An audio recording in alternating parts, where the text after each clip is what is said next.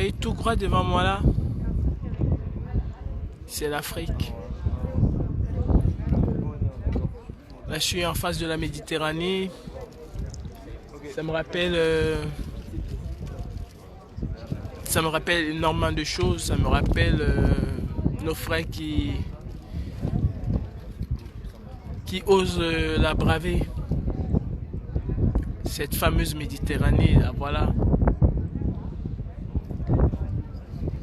C'est immense. L'Algérie est juste droit devant nous. À des jours, hein.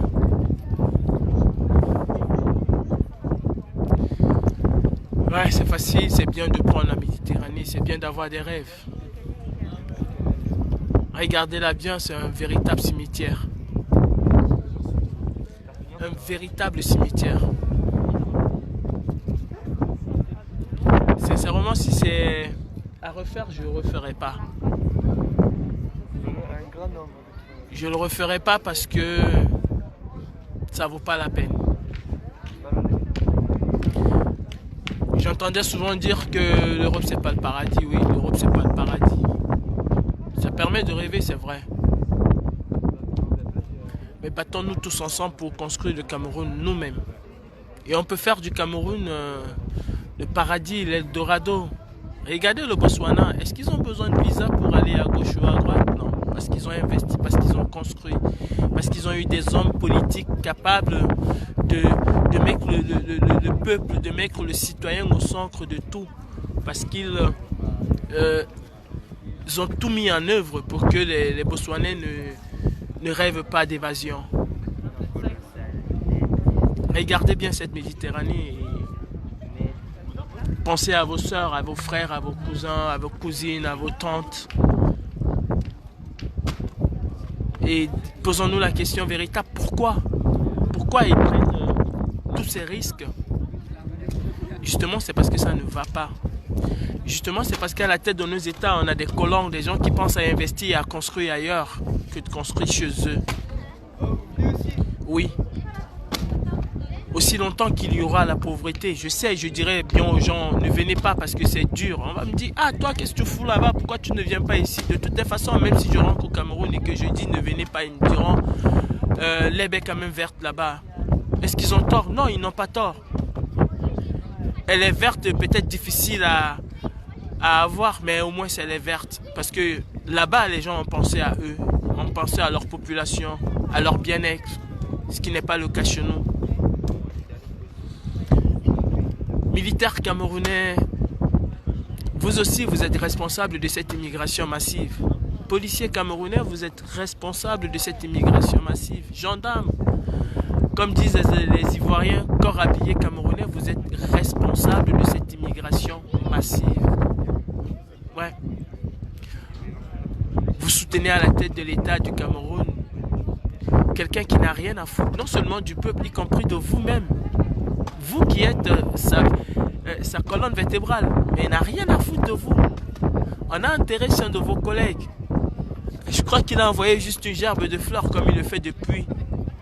Et puis après, basta. Famille des soldats. Famille des militaires. Pourquoi vous ne vous insurgez pas? Pourquoi vous ne vous réunissez pas et dénoncez cette guerre qui tue vos enfants? Vous croyez que ce n'est que les enfants des autres qui meurent? Ces femmes, ces hommes, ces mamans, ces papas qui pleuraient leurs enfants il y a quelques jours, avant-hier je pense. Est-ce que vous pensez aussi à nos frères du nord et du sud-ouest qui perdent la vie tous les jours? Vous qui n'avez pas pleuré hier, attendez, votre retour arrivera. Il est temps, il est véritablement temps que nous mettons terme à cette guerre. Il est temps que nous nous assemblons, que nous nous mettons ensemble pour véritablement construire le Cameroun. Il est temps que nous donnons de l'espoir à nos enfants. Il est temps que nous construisions une véritable cohésion sociale au Cameroun.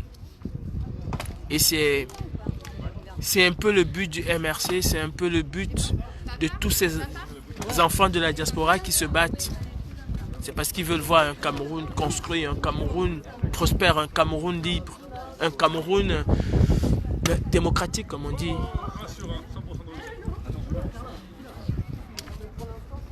Regardez bien cette Méditerranée. Si vous cherchez un frère, une soeur, une cousine qui n'a pas donné signe de vie, soit elle est dans cette mer, soit alors elle est restée au désert. Je suis au port de Marseille et j'appelle tout un chacun à méditer sur cette Méditerranée, sur ce cimetière, sur cet espoir qui est à l'horizon. Non, de l'autre côté, l'espoir il est à l'horizon. Moi je vois l'horizon, mais de l'autre côté on voit aussi l'horizon. Quand on est de l'autre côté, on voit l'espoir. Et comme disent nos frères arabes, c'est Nichem.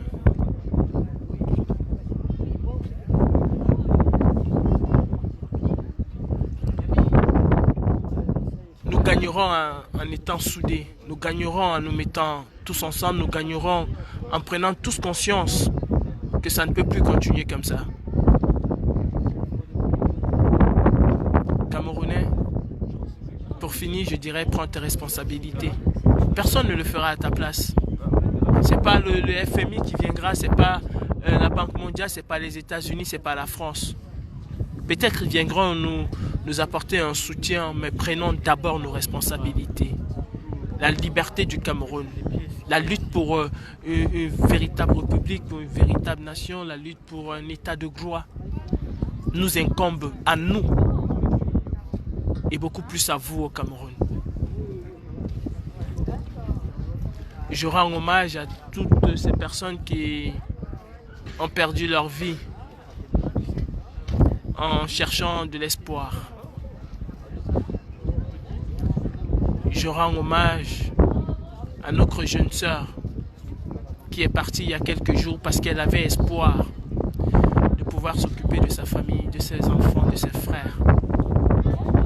Parce qu'elle estimait être la locomotive de la famille. Elle a eu le courage. Malheureusement, elle n'est pas arrivée au bout de son voyage comme nous autres. Que le Seigneur puisse avoir ton âme et que le Seigneur puisse avoir vos âmes. Mes frères, seule la lutte libère. Si nous voulons changer le Cameroun demain matin, nous pouvons le faire. C'est tous ensemble. Policiers, gendarmes, militaires, citoyens, soyons tous, faisons corps pour une véritable nation camerounaise. Salut.